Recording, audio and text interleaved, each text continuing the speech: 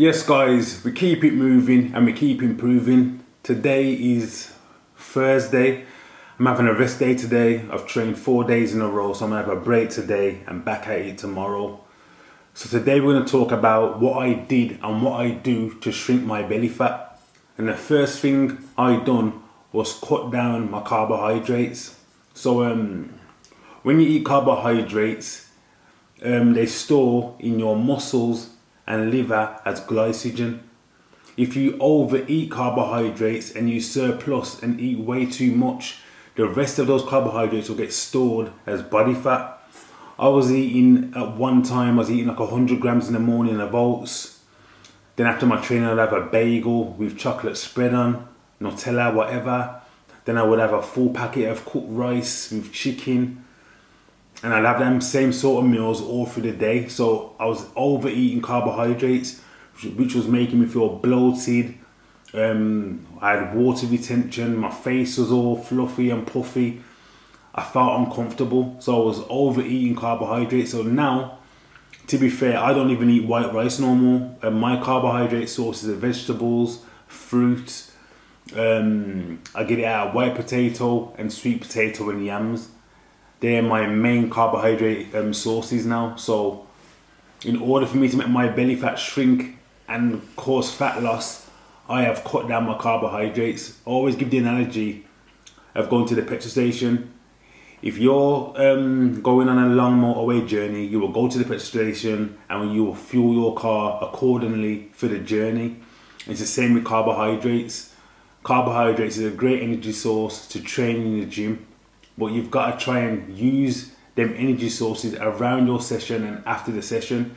If you're a person that works a 9 to 5, you don't need to have loads of carbohydrates during being at work, sitting at a desk all day, because they will just get stored and you're not using them. You know what I mean? So always try and fuel your sessions with carbohydrates or after the session. Don't just have carbohydrates when you don't need them. Try and get used to having more fats as well, instead of just having predominantly carbohydrates in every meal.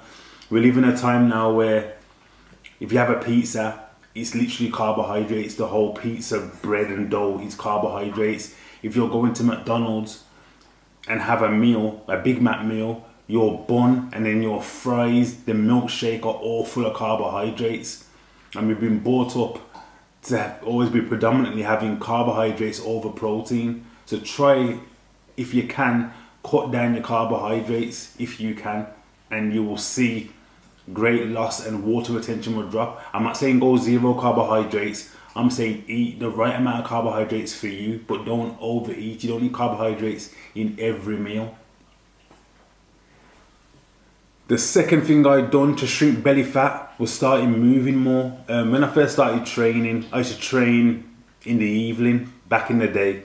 So the majority of the day, I wasn't really doing nothing. I was probably driving around, hanging out. I wasn't active. So I only got active in the evening to train, sit around again, and I wasn't really doing much.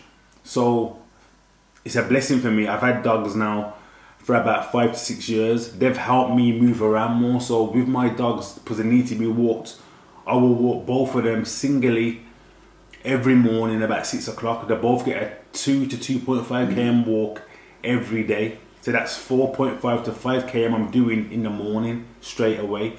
Then I will go and train a few hours later, and then I'll do a steady state walk on a treadmill. Incline will be 8, the speed will be about 3.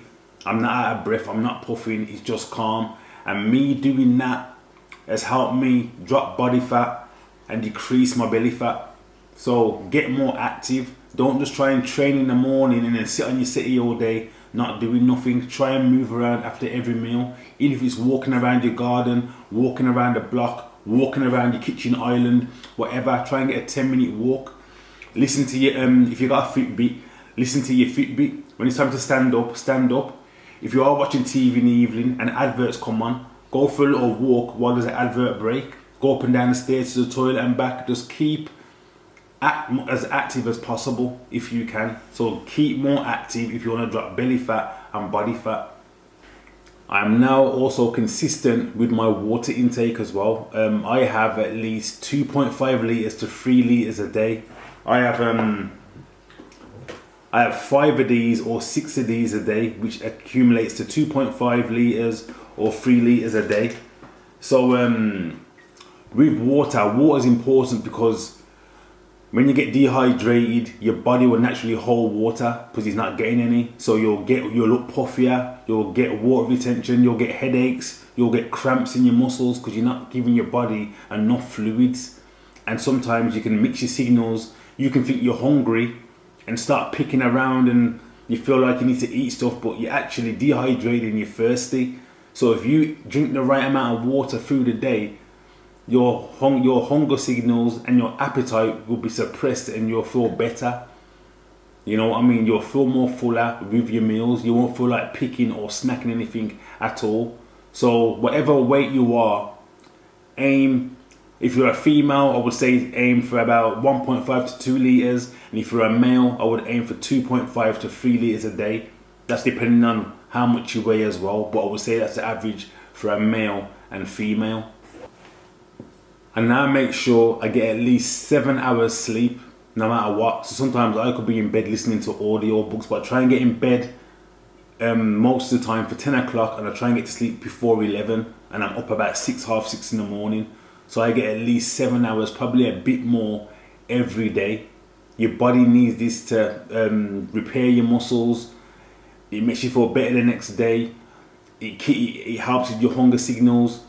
So sleep is important for recovery and everything. That's where the magic happens on your rest days and when you're sleeping. That's where your muscles recover and they repair, and that's where the growth happens during sleep and rest. And also I'm comboing both of these at the same time. So sleep and rest. Rest is very important.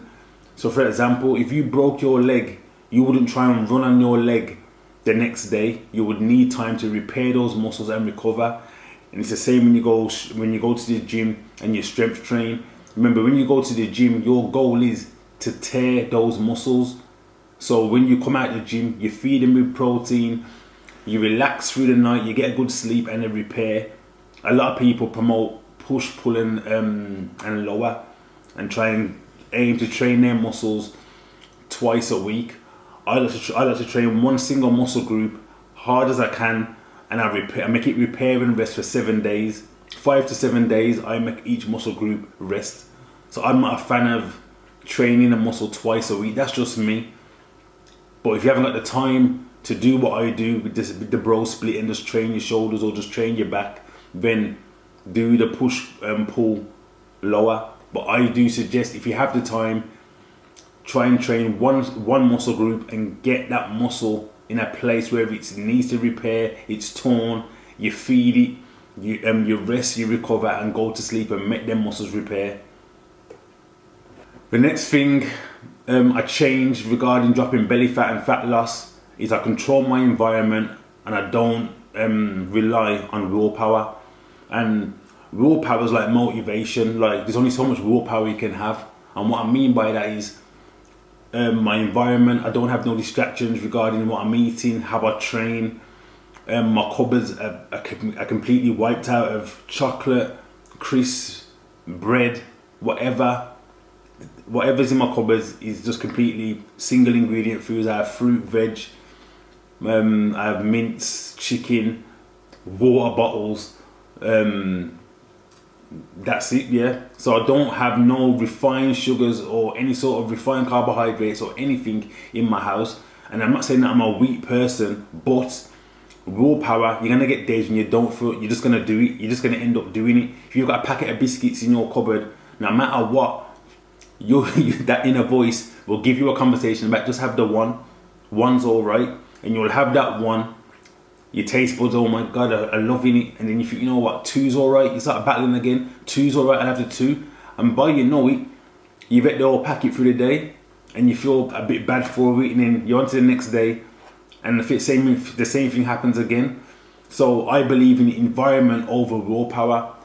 Control your environment and you'll be in a perfect place for fat loss, dropping belly fat and getting to the best shape you can.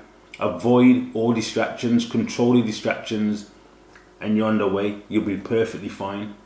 Another thing that helped me drop body fat and belly fat was I plan ahead.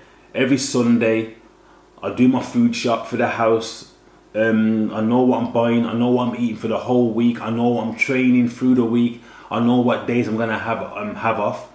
Sometimes my training can be random. I could do 4 or 5 days in a row, then I could rest the weekend, or I could do Monday, Tuesday, rest the Wednesday, Thursday, Friday, go again on the weekend, and have a rest day on one of the weekends. Like today, for instance, today's Thursday. I've trained from Sunday, Monday, Tuesday, Wednesday, 4 days in a row. And today I've decided, you know what, I'm gonna give my body a rest today, relax, recover.